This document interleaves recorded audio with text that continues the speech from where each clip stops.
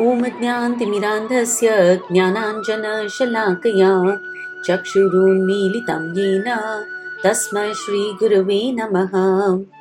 हे कृष्णा करुणा सिन्धु दीनबन्धु जगत्पते गोपेश गोपिका कान्त राधाकान्त नमोऽस्तुते। तप्त काञ्चन गौराङ्गी राधे वृन्दावनेश्वरी वृषभानुसुते देवी प्रणमामि हरिप्रिये। वाञ्छाकल्पतरुभ्यश्च कृपा सिन्धुभ्य एव च पतितानां पावनेभ्यो वैष्णवेभ्यो नमो नमः। हरे कृष्णा कृष्णा कृष्णा हरे हरे, हरे Ram Ram Ram Hare Hare. Hare Krishna, thank you all for joining. My name is Varsha Shinde and I welcome you all back to this Bhagavad Gita study group. Please repeat after me. Om Namo Bhagavate Vasudevaya. Wonderful. Let's do a quick recap. The first section of this chapter taught us about the importance of a guru. The first 10 verses, right? We saw how Arjun accepted Krishna as his guru and surrendered to him. He realized that he needed a teacher. He needed someone to validate his thoughts, his emotions, and to navigate him in the right direction. And this applies to all of us. To make the right choices from moment to moment, we all need wisdom. And this wisdom, this definite direction comes through a guru. Now, when we are ready to surrender to a spiritual master, what is the first thing that happens? The spiritual master removes our ignorance. It is like when we go to a doctor with a disease, the doctor will first pinpoint the disease. Only then will he give us the treatment plan. So we see what Krishna has done, right? The exact same thing. First, though, he said, look, Arjun, stop being an emotional fool. I have heard all your excuses, and this is what they really are, excuses, emotional nonsense. Your problem is simple, Dehatma Buddhi. So this is the diagnosis, Dehatma Buddhi, thinking this Deha, this body, to be the Atma, the soul. Dehatma Buddhi is your problem. And then that led us to the next section where verses 11 to 30 helped us understand the fundamental concept. I am not this body, I am spirit soul. Right? Krishna gave us an elaborate list of all the qualities of the soul and he spoke some very powerful verses. For instance, the 14th verse, right? Chapter 2, verse 14. Matra sparshastu kaunteya shitoshna sukha dukkhadaha. Right? See, we understand that we are the soul, we are not this body. But what really happens is matra sparshas. Just by touching this material world, what happens? We experience shita, ushna, sukha, dukkha. Hai na? All these dualities, they tie us down, they wear us down. But here is what we need to remember. Agama, they come. Apaino, they go. Anityas, they are not permanent. They are temporary. All situations in our life, they come, they go, they are not forever. So, if nothing is going to last forever, then what can I do? Simple, Krishna says, Tams titikshasva bharata. O Bharat, O Arjun, titikshava, just tolerate. All of us should learn this phrase by heart. Tams titikshasva bharata. Tams titikshasva varsha. Tams titikshasva sonal. Tams titikshasva prerna. Just tolerate, because this too shall pass. This is a golden lesson of the Bhagavad Gita. Keep this in mind always. Tam stitikshasva bharata. In every situation, tell yourself, don't over-celebrate. Don't let pride get to you. Don't let success get to your head, because please remember, this too shall pass. And similarly, don't get too dejected when things don't go your way. Be sure that this too shall pass. Okay? Alright. What was the next thing we learned? We learned that the body is nothing but a covering, a dress for the soul. है ना? वासांसि जीर्णानि यथा विहाय नवानि गृह्णाति नरोपराणि तथा शरीराणि विहाय जीर्णानि अन्यानि संयाति नवानि देहि. Just as we give up old garments and we accept new garments, similarly, the soul gives up an old body and accepts a new body. And so Krishna keeps repeating, Nanu shochitum arhasi. Please do not manao shok. Do not grieve for the body. This body is bound to get old, so most definitely, whatever you do, this body is going to die. This is a given. So please don't cry about it. So stop saying, oh, I'm going to be killing all my relatives, I will be killing all my dear and near ones. Just keep in mind that whether you fight this war or you don't fight this war, they will die. Everyone who is born simply has to die. So Arjun, please stop crying about this. You must absolutely fight the war. So what is Krishna trying to do? Is he promoting violence? Is he promoting himsa? Is the Bhagavad Gita promoting himsa? No. The Bhagavad Gita is simply teaching us to do our duty. Ahimsa or himsa is not the central message of the Bhagavad Gita. In most cases, in almost all cases, most definitely practice ahimsa. But what do you do when all peaceful options fail?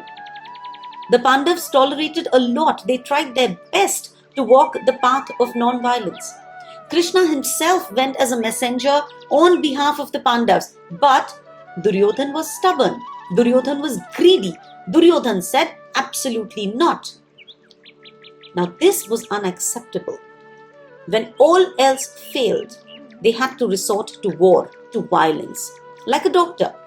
He will try to help you with medications. He will give you antibiotics. But when all else fails, a surgery may be the only option. That surgical operation is not performed to hurt or to kill. No, it is performed to cure. It is not violence. So we must keep in mind that what looks like violence also has its utility. Right? Of course, never use violence whimsically, but our scriptures tell us that violence has its due place. In fact, our scriptures are so powerful, they tell us that suppose a person murders another person, right? What should we do? We should punish the murderer immediately. And when we do that, we're actually doing him a favor. Please understand. Why should a murderer be punished immediately? For two reasons. One, for the good of society. This is the one that we understand, right? We don't want a murderer running loose, and so what do? We put him in jail, we hang him, we kill him. Great, society is now safe. But there is a second reason, and that is for his own good. Because when we punish him, right, when we make him pay for his sins immediately, then there is no carry forward. Pay for sins immediately, otherwise kya hoga? In our next life, it will most definitely come back. And wo bhi in a compounded way. So if we want to get free from karmic debt, if we want to pay for our sins, then we should do so as soon as possible. And that is why even when you and me, when we commit offenses, we should seek forgiveness immediately. Right? See, we are human. We will make mistakes, but apologize. Beg for forgiveness. Bear the punishment. Don't carry it forward to your next life. And that is why learning this chapter, chapter 2, learning Sankhya Yoga is very important. It teaches us so many fundamentals. This chapter gives us a solid foundation for our spiritual life. Our very fundamental question, who am I? Right? That question gets resolved. I am not this body, I am Jivatma. I am spirit soul. I am a part of that supreme, that eternal, all-knowing, ever blissful Lord. He is Satchitananda. So even I, in my original avatar, I am Sat, Chit and Ananda. Right? So solid foundation for my spiritual life. Then this knowledge helps me become tolerant. It gives me titiksha, tolerance. It makes me understand that tolerance is a virtue that we must all work towards. This material world, it will keep trying to frustrate me. This material world will keep trying to upset all my plans. It will keep getting in the way of my attempts to enjoy. Tolerance is a wonderful quality to have. Tolerance alone will help me to deal with this material world. Tolerance will teach me that while reacting to provoking situations, I should not act by instinct. I should stop. I should give thought. I should consult my superiors. And then I should act. Titiksha. Always remember, this too shall pass. And it tells me to continue to do my duty under all circumstances. When we practice titiksha, when we practice tolerance, we become fit for our spiritual journey. Slowly and steadily, we get liberation from all miseries in this life, and we slowly become materially inert. And the more inert we become materially, that much more alert we become spiritually. So materially inert and spiritually alert. Another very important reason to study Sankhya Yoga is that it saves us from Tattva Vibhrama. That is, doing rituals without knowing the Tattva, the reason behind doing it. Pseudo-spirituality. Sankhya Yoga means always be aware of why you are doing whatever it is that you're doing. Don't blindly follow. Krishna does not want fanaticism. He does not want us to be a radical. He does not want us to be an extremist. No, he does not want blind following. He wants us to understand the underlying principles. Always, whatever you do, do it with understanding. And when we study his textbook, this Bhagavad Gita, we get a lot of clarity. When we study this Bhagavad Gita, I promise you that in the most perplexing situations, you will be proud of the decisions you make. Once we study this text properly, attentively, then we will see that our decisions will be wiser. Our actions will be wiser. Our interactions will be sweeter, because they will all now be based on Guru Sadhu Shastra. So, my dear friends, this is a great time for us to study the Bhagavad Gita. When everything is well, when our material situation is good, when we don't have any major troubles in life, no major money problems, health problems, family problems, when everything is good, this is a good time for us to actually study the Bhagavad Gita. Because remember, the more you sweat in peace, the less you bleed in war. You know? Practice spiritual life when your material life is comfortable. Right? When trouble really comes, then we will know what to do. Okay? This Atma Jnana, this knowledge of the Atma, it frees us from the cycle of birth and death. So this chapter is really, really important. Okay. So now with that background, we come to a really interesting section. I am not this body, I am spirit soul, I must surrender to a guru.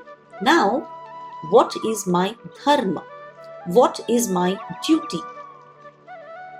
The word dharma comes from the Sanskrit root word dhri, which means to hold, to sustain. That which holds us together, that which sustains us, is our dharma. Dharma refers to our personal mission, our individual purpose in life. But what did we say? We said, I am spirit soul and I have a body. So because of this, I have two sets of duties. Please understand, as a soul, as Jivatma, because I'm part and parcel of Krishna, I have certain duties, correct? And I have certain duties because of the body that I have accepted, correct? The relationships that I have built. Are you with me so far? As soul, as Jivatma, I understand that I am part and parcel of the Supreme Lord. I have an eternal relationship with God, and so I have to practice God consciousness. That is my eternal duty, my Nitya Dharma, duty that has to be performed forever. Right? So to perform my Nitya Dharma, what should I do? I should find a spiritual guru. I should perform devotional service under his guidance. I should learn to connect all my day-to-day activities with God and ultimately transform my consciousness from I consciousness to God consciousness. This is my Nitya Dharma, my eternal duty, and we will actually talk about this greater in the next session. But today what we will discuss is, what are my duties because of the body that I have taken on? I'm Jivatma and I have taken on a body. So now what are my duties? Please understand, as soon as I took on this body, I became somebody's daughter, somebody's sister, somebody's niece, somebody's cousin, granddaughter, right? And then as I grew up, I became a student. I became a friend. Later, I became a wife, a daughter-in-law, and then a mother, correct? I work, so I have colleagues. So the roles that each one of us play, right? The roles are unlimited. We're all individuals and yet we're a part of society. Keeping that in mind, we have several duties, right? These duties, because of the body that I have accepted, these duties are called Swadharma. Such an interesting concept.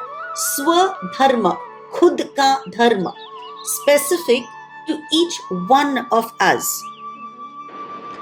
And the Gita tells us, do your Swadharma, do it very, very diligently. So how do I understand what is my Swadharma? What is my duty? I am an individual and I am a part of society.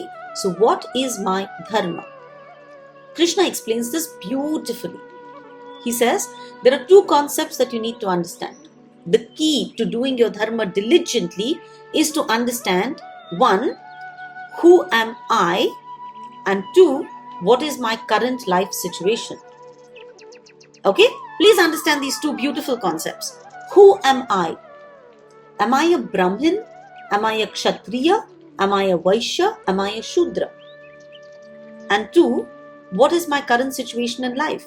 Am I living through my Brahmacharya phase? Am I a Grihastha? Am I ready to enter Vanaprastha? Or is it time for me to take sannyas? Very interesting concepts. Please listen attentively.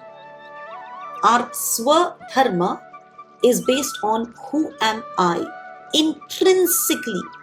What are my intrinsic qualities? What is my Swabhav? What are my inherent talents? What am I more inclined to do? What is my Prakriti? What is my aptitude? What are my capabilities? What is my potential? Essentially, fundamentally, who am I and what can I do that adds value to society? And while doing that, it should also make me happy. Right? This understanding is very, very crucial because it will guide us in our lives on an everyday basis. When our life is aligned with our Dharma, it brings a sense of joy. It brings a sense of fulfillment, not only to us, but to our families, our friends, and the society that we belong to. So now to do this, I need you to understand very, very clearly what is my Varna and what is my Ashram. Okay? Ashram. We will start with that. It's a very simple concept. Ashram. 1. Am I a student? If yes, then I am in my Brahmacharya ashram. Which means what? I am young. So I need to undergo training. I need to cultivate knowledge.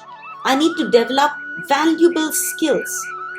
I need to learn essential human values. I need to develop myself. And for that, it is essential that I stay focused and free from all distractions. And that is why brahmacharya. I stay away from the opposite sex. At this phase in my life, the opposite sex is simply a distraction. At this point in my life, I need to work on myself.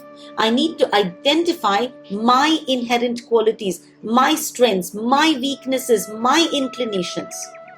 So it is essential that I focus on my personal growth. It is essential that I stay with a guru, I follow his instructions, I let him polish me, groom me, guide me, so that I become the best version of myself. I equip myself with skills and values so that I can become a useful, contributing member of society. And so this phase of life is called Brahmacharya Ashram. And this should roughly be 1/4 of our lives. The first quarter of our lives, we should try and follow Brahmacharya. Now, from Brahmacharya Ashram, most people, a very large number of people, will naturally progress to the Grahastha Ashram, married life, ready for Ghar Grahasti. So I have completed my education, and now I choose a person who's most compatible. Based on our mutual interests, based on our upbringing, based on our ambitions, right? We get married. Vivaha, Vahati Vishesh. Two people come together and raise each other up. We become each other's support system. We mutually work to benefit, to contribute to society at large. Right? We have children and we raise them in a God-conscious environment.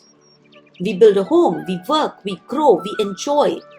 And we do all of this in a very conscious, regulated way. We contribute to society in every way we can. So mind you, I am enjoying life. I'm enjoying material benefits. I'm enjoying home. I'm enjoying children. I'm enjoying my success at work, my fame, my popularity, everything.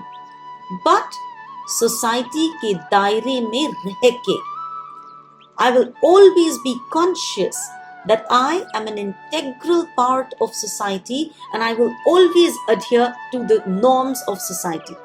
I will work for the betterment of society. This is my Grahastha Ashram. Okay? Time passes. Brahmacharya and Grahastha Ashram combined, half my life is over. At this point, my children grow up, right? They are now ready to take on the work world. At this time, I need to gracefully retire from the rat race. I need to make way. But I will always be available for guidance, for wisdom. I will be the wind beneath their wings. At this point, my material responsibilities should take a back seat and my spiritual and my social contribution should have prominence. Right? Because at this point, I have great maturity, I have wisdom, I have experience. So I'm absolutely perfect for rendering valuable service to society. And that is what I should focus on. This is the stage of Vanaprastha. And after that, we come to the final, the last quarter of our lives. Here, our children do not really need us. They're well settled, they have their own families. Now is the time that we need to completely detach. We must renounce all worldly activities and dedicate ourselves to spreading the will and the word of God. This is sannyas. This is when I can lead society. I have wisdom and I have zero material entanglements. I have no personal agenda. And so I can be a super guide for other people. Make sense? Brahmacharya, Grahasthashram, Vanaprastha and Sannyas. These are natural progressions. And as we go through these stages of our life, if we are aware of our natural buddhimatta, our natural tendencies, our natural inclinations, aptitudes, IQ, EQ, SQ, then kya baat hai, right? So the Bhagavad Gita urges us to understand this. It says कि भाई अपने वर्ण को पहचानो. Ashram we know. Now varna. Please understand your varna. So now what is this varna? Well, there are 4 varnas. There are the Brahmans, the Kshatriyas, the Vaishyas, and the Shudras. Okay?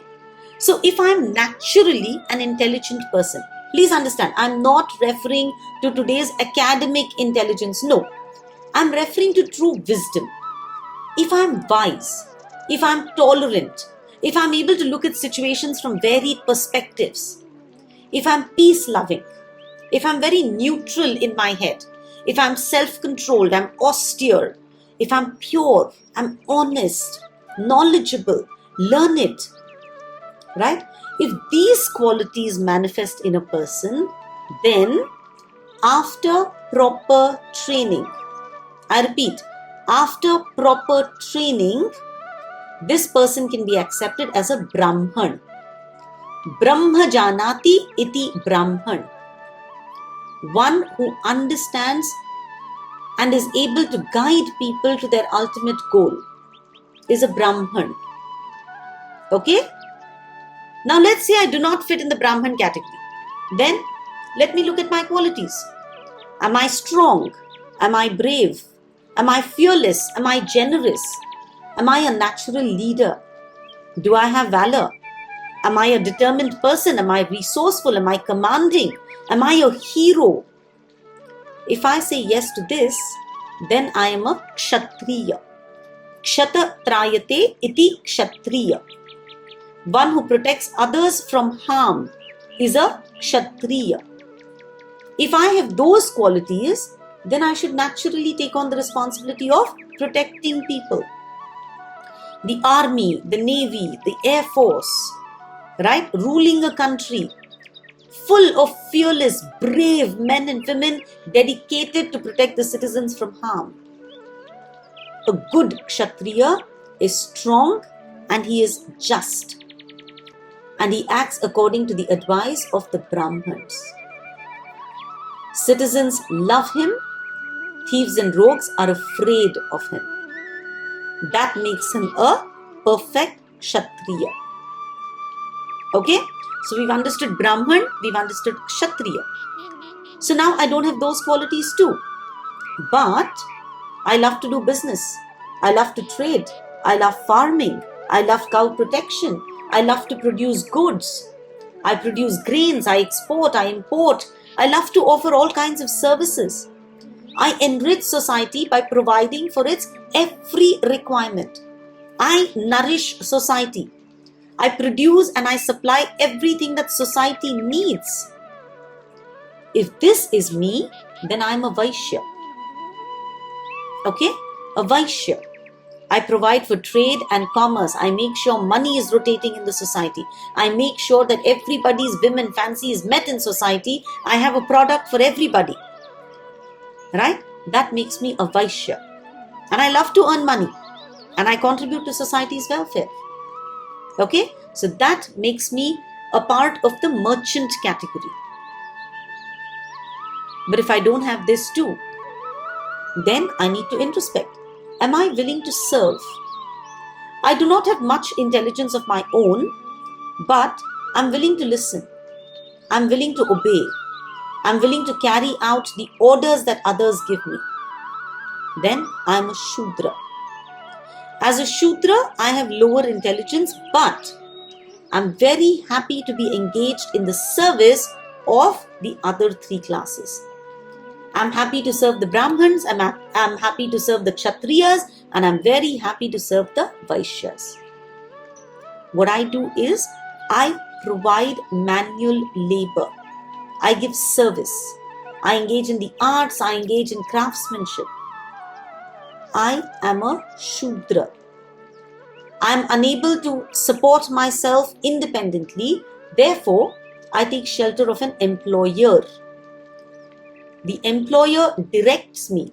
The employer tells me what to do, right? And in return, the employer pays me. He provides for me, right? So I'm a very content Shudra.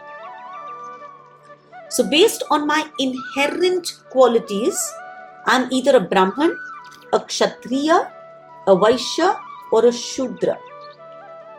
I should choose my role in society after very, very honestly evaluating my abilities.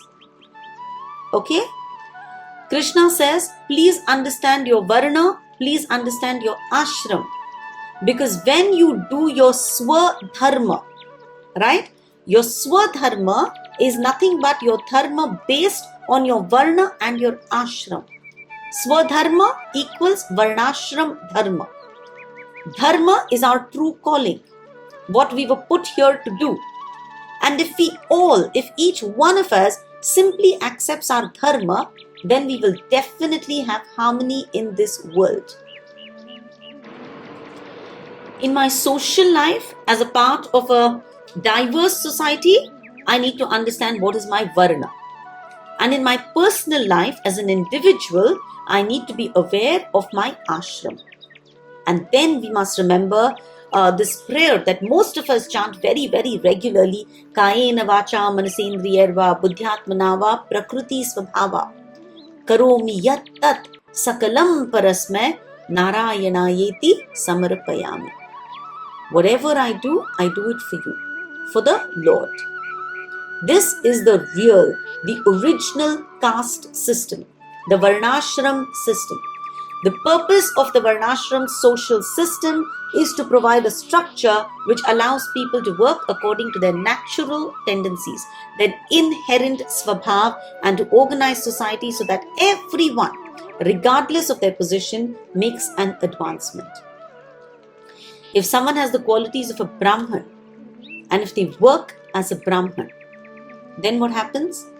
They are happy and society as a whole benefits. Right? So this system, please understand, should not be confused with the corrupt caste system. People claim to be Brahmins simply because they are born in a Brahman family. No! Gita says wrong.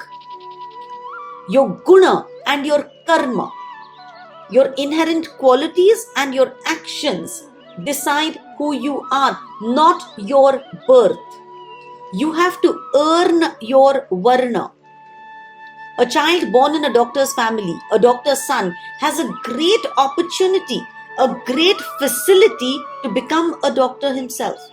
But unless he qualifies, unless he proves himself, which means unless he clears the NEET exam, goes to medical school, gets his MBBS degree, he is not a doctor. He doesn't become a doctor because he's born in a doctor family. Does not happen automatically. We have to earn our varna. It is not our birthright. And it is very important to remember that in a varnashram based society, all members of society, the Brahmins, the Kshatriyas, the Vaishyas and the Shudras, every single member of society is equally important. Right? The head, the hands, the stomach, the legs. Are they all equally important? Yes, right? We look after our whole body, correct? So, every single member of society is equally important.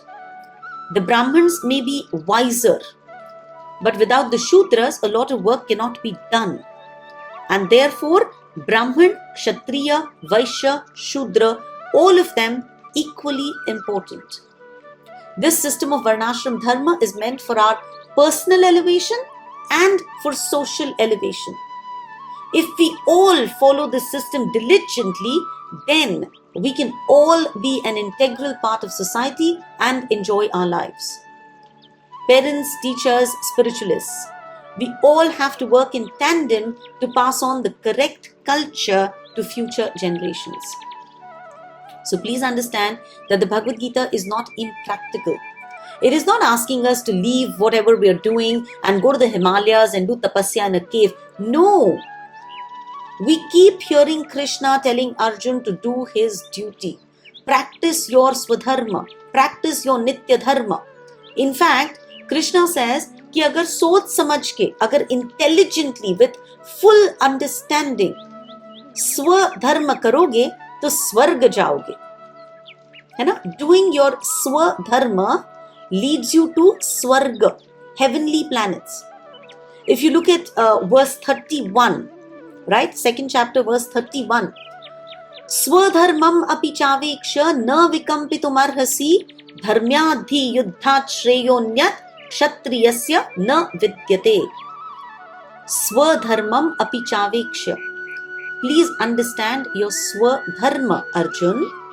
Na vikampitum arhasi. Please don't hesitate to do your swadharma. Dharmyad dhi yuddhat shreyonyat. You ask me what is shreyas for you. For you, your dharma is yuddha, fighting this war. Kshatriyasya na vidyate. There is absolutely no better engagement for a kshatriya.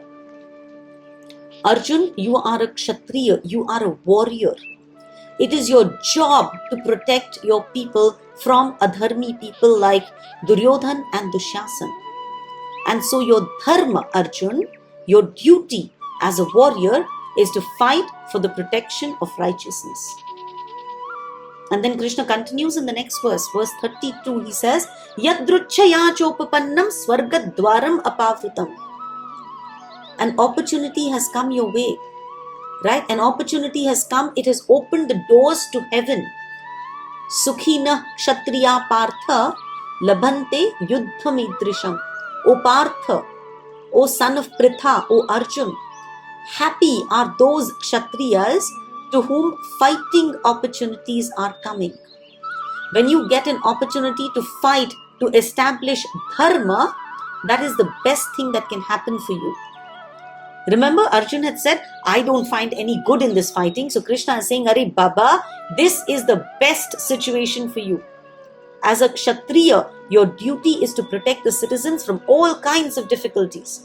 For you, this is a completely win-win situation. If you win the battle, you will get a huge prosperous kingdom. And if you die on the battlefield, what difference? You will go to heaven. So the Bhagavad Gita is a call for action, not inaction. When people are exposed to lectures on spirituality, they think, yaar, are you going to ask me to give up my work?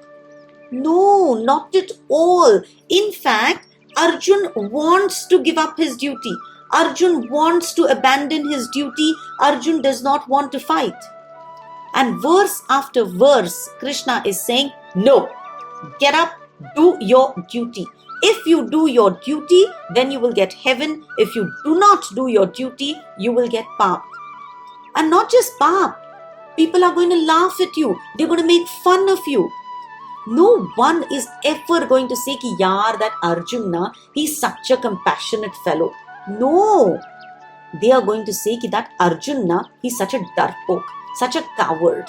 They're going to say ki you saw Duryodhan, you saw Karna, you saw Bhishma Pitama, you saw Guru Drona. And you know what happened? You were afraid. You got scared of their large army and you ran away. So Arjun, you are going to lose your name and your fame. And then guess what? You're going to get angry, and then because of anger, you're going to kill them. But what is the point? Because if you kill them because you got angry, then you're going to be fighting for personal reasons. And that is such a shame. Right? You don't kill for personal reasons. No, that is not acceptable. But right now, you are on this battlefield. And you have a chance to fight for dharma. Just do it. Bhai kya hoga? Verse 37, Krishna very clearly says, Hatova prapsase swargam. If you are defeated, है ना? अगर तुम्हारी हत्या हो जाएगी, if you will be killed on the battlefield, then what? Prapsasi swargam.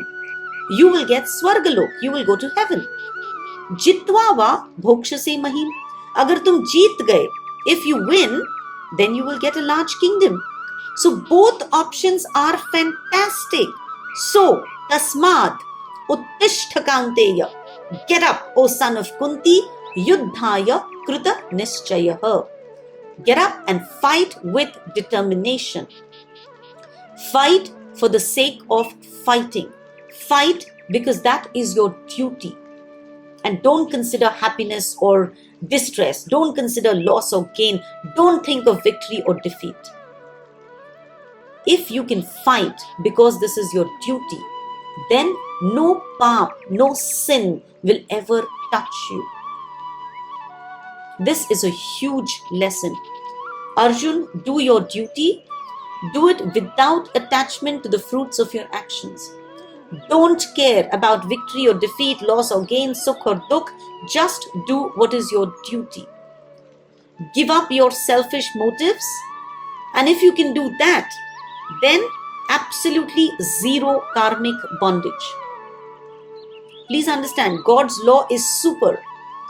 If we give up selfish motives and work merely for the sake of duty, then we will never get karmic reactions. We all understand that murder is a sin. But if a policeman, in the discharge of his duty, kills a leader of a gang of gundas, does he get punished for it? No. If a soldier kills an enemy soldier in battle, does he get punished for it? No. In fact, he might even get a medal for his bravery, right? Because these acts are not done for personal motive, they are performed as a matter of duty to the country. So, dear ladies and gentlemen, for the week ahead, I'd like for you to mull over your swadharma, your duties, and see if you are fulfilling them to the best of your ability. Grantha Srimad Bhagavad Gita ki Jai. Thank you all for listening in.